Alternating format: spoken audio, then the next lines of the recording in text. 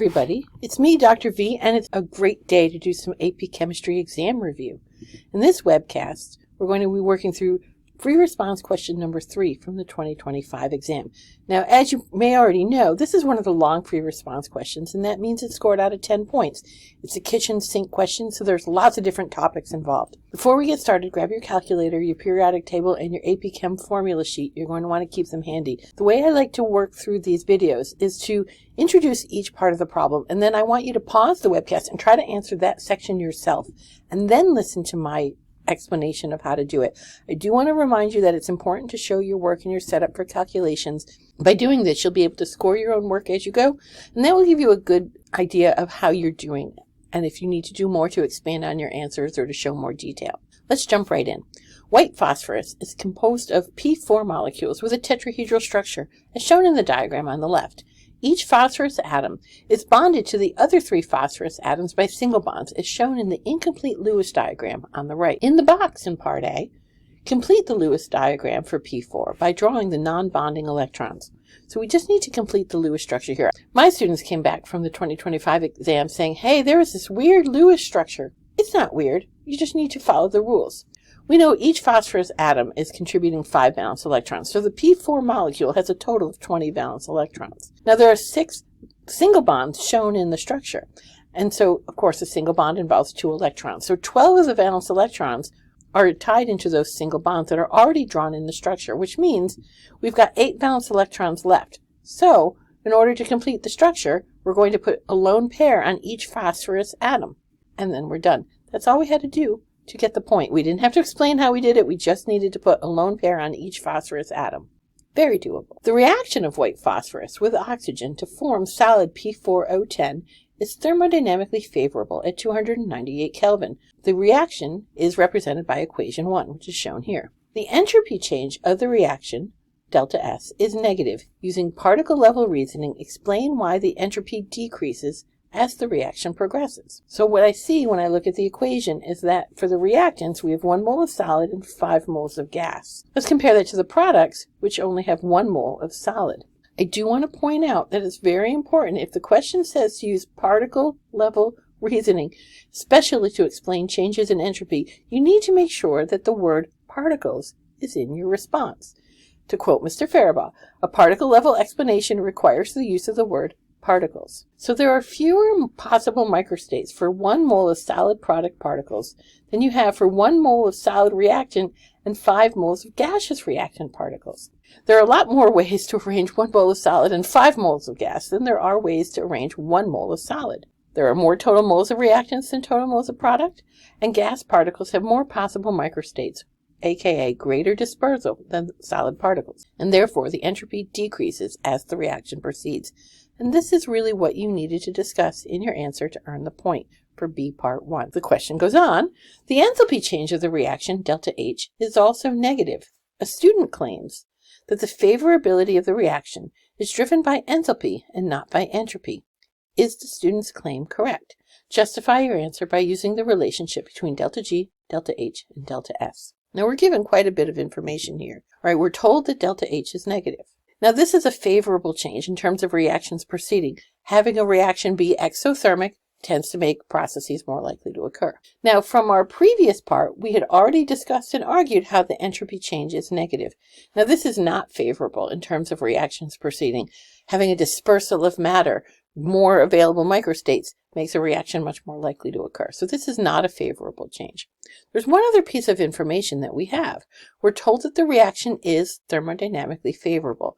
And that means that the sign of delta G is negative, right? Delta G is less than 0. If we think about the relationship between delta G, delta H, and delta S, we know delta G equals delta H minus T delta S. In order to get delta G to be negative, that's really coming from the negative delta H term and not from the negative delta S term, right? So we have a negative delta H, and then we're subtracting that T delta S term, which is less than 0, so we're subtracting a negative number. So the only reason we're getting a favorable change in delta G, a negative delta G, is because delta H is negative, and therefore the student's claim is correct.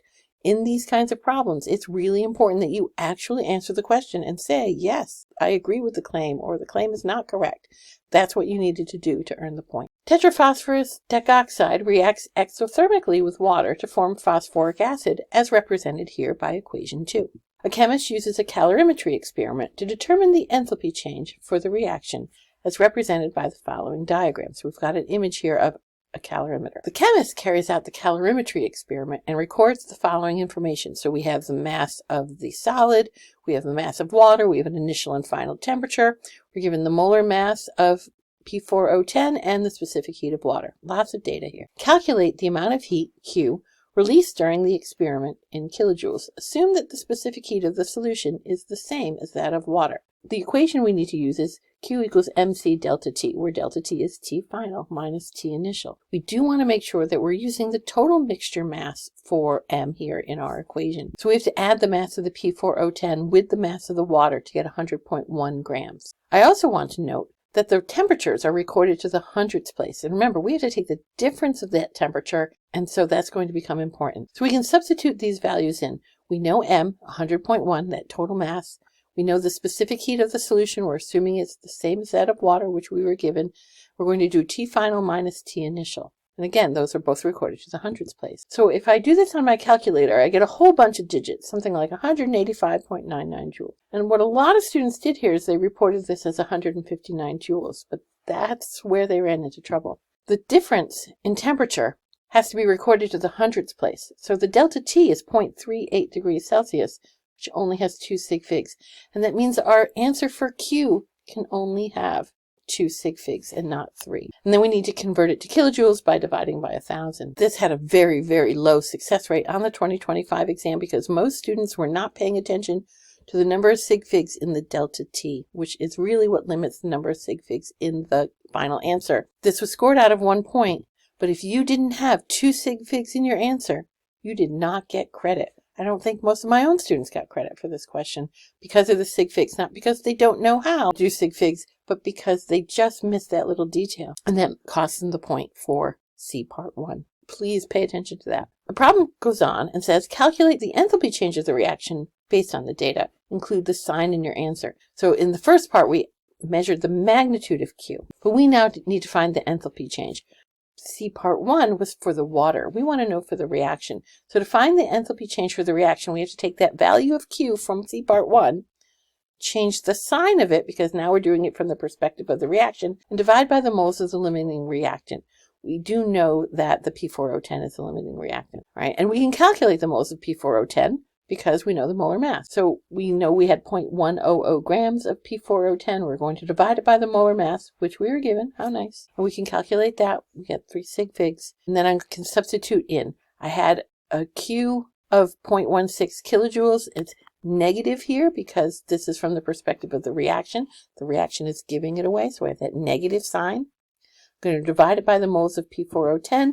I get an answer of negative 450 kilojoules per mole. In terms of the scoring here, 1 point was for getting the correct answer of 450 for the magnitude. The other point was for the sign. Now you're literally told it's an exothermic reaction.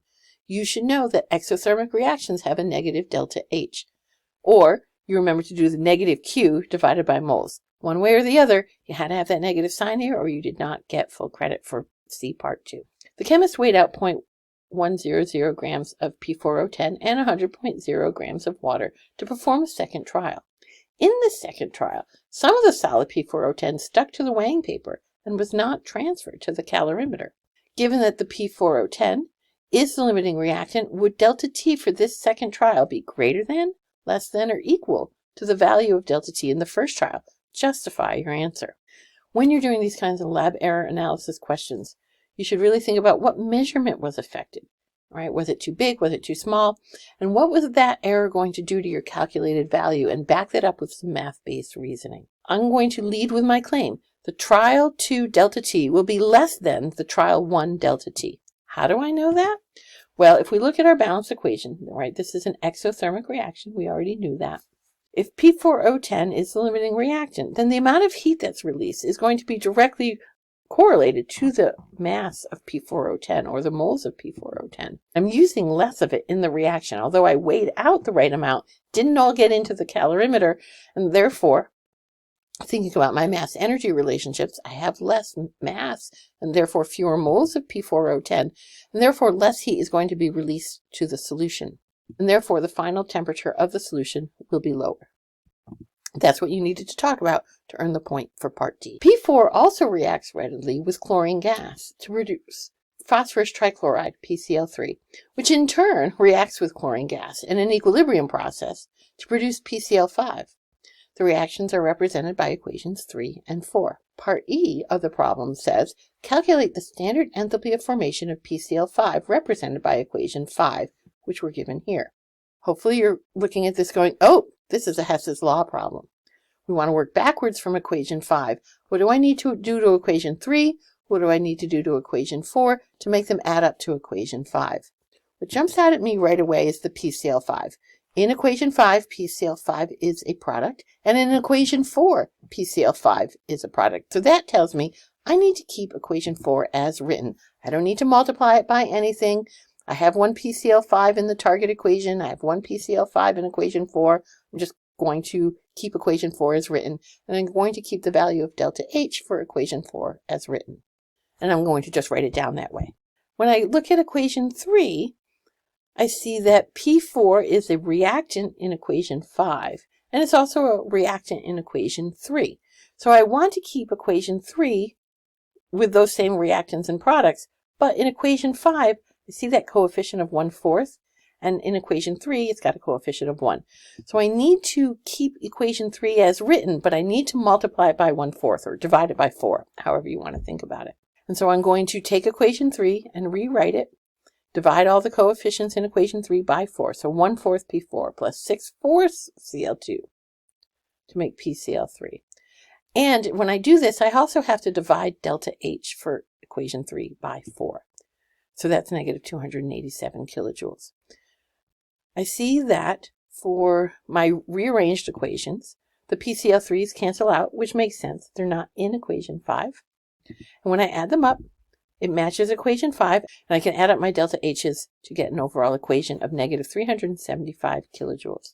And that's what you needed to do to earn the point for part E. The following particle level diagram represents the mixture at 546 Kelvin involving equation 4. So we're given equation 4 here, and we have a particle level mixture showing Cl2 and PCl3 and PCl5. If each particle in the diagram represents a partial pressure of 1.00 atmospheres, what is the value of Kp for the equilibrium mixture at 546 Kelvin? Remember, when you are working with particle level models, you always want to count particles, right? That's a super important step.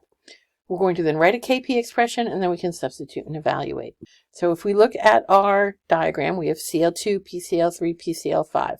I see that there are 2 PCl3 molecules that would correspond to a pressure of 2.00 atmospheres. There are 6 chlorine molecules, which would correspond to a pressure of 6.00 atmospheres. And there are 4 PCl5 molecules that would correspond to a pressure of 4.00 atmospheres. When I go to write my Kp expression, right, we do products over reactants.